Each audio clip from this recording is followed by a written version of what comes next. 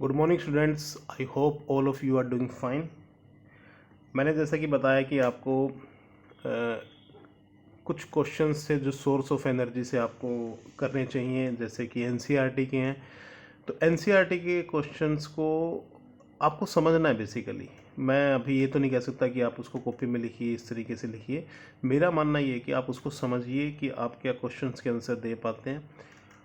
उसमें कोई डिफ़िकल्टी रहती है तो उसके बाद हम लोग उसके बारे में डिस्कस कर सकते हैं, क्योंकि साइंस बेसिकली एक समझने का सब्जेक्ट है। तो अब हम जैसे कि सोर्स ऑफ एनर्जी के बारे में डिस्कस कर चुके हैं काफ़ी कुछ अमाउंट। तो आज से हम एक नया टॉपिक शुरू करेंगे जिसके साथ जुड़े हुए बहुत से टॉपिक, आपको 2 चैप्टर उसी से जुड़े हुए हैं। फिर हमारे पास 3 चैप्टर रहेंगे लाइट से जुड़े हुए। बेसिकली फिजिक्स का सिलेबस यही है, 3 चैप्टर आपके कुल मिला के 6 चैप्टर्स में से 10th में 3 चैप्टर लाइट से जुड़े हुए हैं कि लाइट कैसे बिहेव करती है, और 2 चैप्टर आपके इलेक्ट्रॉन और चार्ज और मैग्नेटिक फील्ड एटसेट्रा, इनसे बात करते हैं। तो अब हम सबसे पहले ले लेते हैं चैप्टर नंबर 1 को। चैप्टर 1। तो सबसे पहले आपको इस चैप्टर 1 के अंदर एक चीज़ समझनी रहेगी, एटम क्या होता है। एटम सबसे छोटी यूनिट है जिससे मिलकर के सब चीज़ें बनी होती है, लेकिन एटम इटसेल्फ भी कुछ चीज़ों से मिलकर बना होता है। उसके सेंटर में एक न्यूक्लियस वो बोलते हैं, इसको क्या बोलते हैं? न्यूक्लियस। न्यूक्लियस न्यूक्लियस के अंदर क्या क्या होता है अभी तक की इंफॉर्मेशन के हिसाब से? प्रोटॉन और न्यूट्रॉन। न्यूट्रॉन की प्रॉपर्टी क्या होती है, बस मोटे मोटे तौर पर बताता हूँ। प्रोटॉन के ऊपर कैसा चार्ज होता है? Positive charge. और न्यूट्रॉन के ऊपर न्यूट्रल, कोई चार्ज नहीं होता। ये आपने यहाँ पर बात समझनी है, ठीक है। इस न्यूक्लियस के अंदर ये सारे के सारे फिक्स रहते हैं। इनके बाहर एक पार्टिकल घूम रहा होता है जिसको क्या कहते हैं? इलेक्ट्रॉन। क्या कहते हैं इसको? इलेक्ट्रॉन। और इसके ऊपर चार्ज कैसा होता है? नेगेटिव।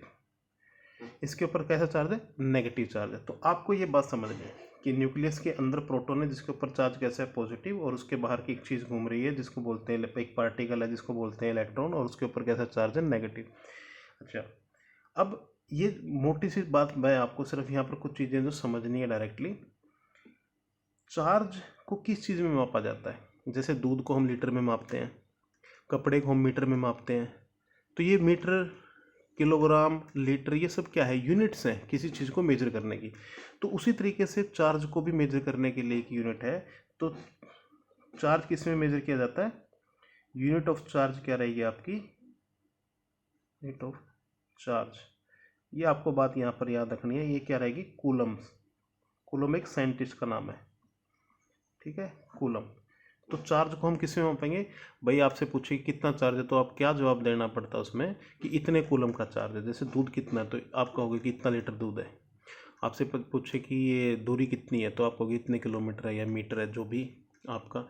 टाइम कितना हुआ है तो आप कहोगे 10 मिनट हो चुके हैं या 10 सेकंड हो चुके हैं। तो इस तरीके से आप टाइम को जैसे देखते हो उसी तरीके से चार्ज को भी। तो यूनिट ऑफ चार्ज क्या रहेगी? दूसरी बात आपको सीखनी है, कूलम। किस में मापा जाता है चार्ज? कूलम्स में। एक और बात आपको सीखनी है यहाँ पर, एक इलेक्ट्रॉन के ऊपर फिर कितना चार्ज होता है? एक इलेक्ट्रॉन के ऊपर चार्ज है, कौन सा चार्ज है? नेगेटिव चार्ज है, लेकिन कितना चार्ज होता है? तो ये बहुत ही छोटा सा चार्ज होता है इसके ऊपर। 1 इलेक्ट्रॉन के ऊपर कितना चार्ज होता है? 1.6 इंटू 10⁻⁻⁹ मतलब कूलम। इसको मतलब इस तरीके से लिख सकते हैं, 1.6 को डिवाइड कर दो 10⁻19 से, तो जो क्वांटिटी आएगी, जितनी भी अमाउंट आएगा, उसके ऊपर, एक इलेक्ट्रॉन के ऊपर उतना चार्ज होता है, ठीक है। सेम चार्ज इसको हम लोग लिखते हैं नेगेटिव, क्योंकि इलेक्ट्रॉन के ऊपर तो नेगेटिव चार्ज होता है। तो एक प्रोटॉन के ऊपर पूछे तो कितना होगा? इतना ही चार्ज है, सिर्फ पॉजिटिव उसका मायने होंगे, प्लस 1.6 इंटू 10⁻⁻⁹ कूलम। तो ये चार्ज आपका किसके ऊपर है? प्रोटॉन के ऊपर। तो आपने 2-3 बातें यहाँ सीखनी है। इलेक्ट्रॉन के ऊपर नेगेटिव चार्ज होता है, प्रोटॉन के ऊपर पॉजिटिव चार्ज। चार्ज को मेजर किस में करते हैं? यूनिट क्या है चार्ज की? कूलम्स है। एक इलेक्ट्रॉन के ऊपर कितना चार्ज होता है? 1.6 इंटू 10⁻⁻⁹ और एक प्रोटॉन के ऊपर उतना ही लेकिन पॉजिटिव चार्ज, इलेक्ट्रॉन के ऊपर कैसा है, नेगेटिव चार्ज है। ठीक है, ये दो बातें आपने यहाँ से याद रखनी है। अब एक छोटा सा न्यूमेरिकल और करते हैं इसके साथ। भाई आपने कहा कि एक इलेक्ट्रॉन के ऊपर कितना चार्ज है, 1.6 इंटू 10⁻⁻⁹ कूलम।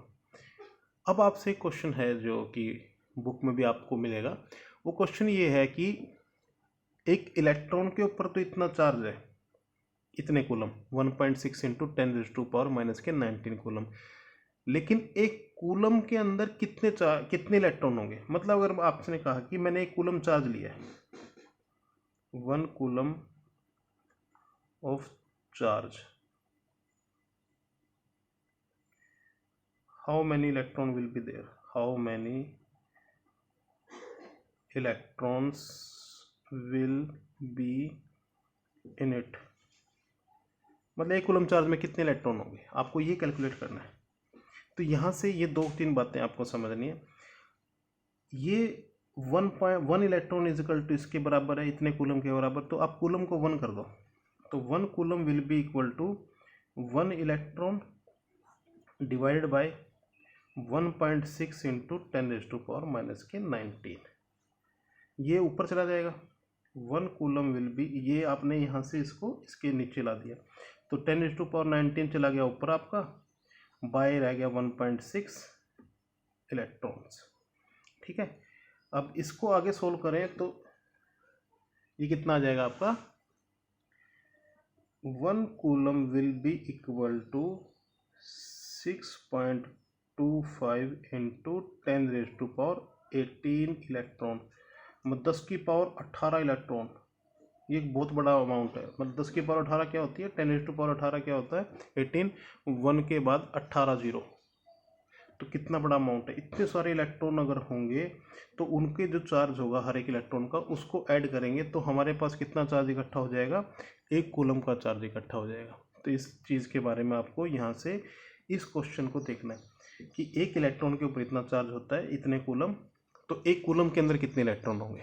ठीक है, ये क्वेश्चन आपसे पूछा जा सकता है क्योंकि बुक के अंदर भी ये मेंशन है क्वेश्चन, तो हमने इसके बारे में बात कर ली। तो हमारे टेक अवे क्या था कि इलेक्ट्रॉन के ऊपर नेगेटिव, प्रोटॉन के ऊपर पॉजिटिव चार्ज है, और न्यूट्रॉन कैसा है हमारा, न्यूट्रल होता है। तो ये एक बेसिक की बात करते हैं। इस इलेक्ट्रॉन के बेसिस पे ही हमें बहुत सारी चीज़ों के जवाब देने हैं। इसमें चैप्टर में छोटे छोटे सी चीज़ें रहेंगी। ठीक है, तो ये एक शुरुआत के तौर पे आज हम लोग इसको देखेंगे। आप इसको बस इन 4-5 बातों को थोड़ा थोड़ा करके आप इसको होल्ड कीजिए। आने वाले लेक्चर्स में बहुत ही जल्दी इस चैप्टर के अंदर बहुत से न्यूमेरिकल भी हैं, तो उनको सोल्व करेंगे। तो इसके हिसाब से आपको धीरे धीरे वार्म अप करने के लिए आज के दिन ये एक पैटर्न दिया गया है। ठीक है, थैंक यू वेरी मच। आप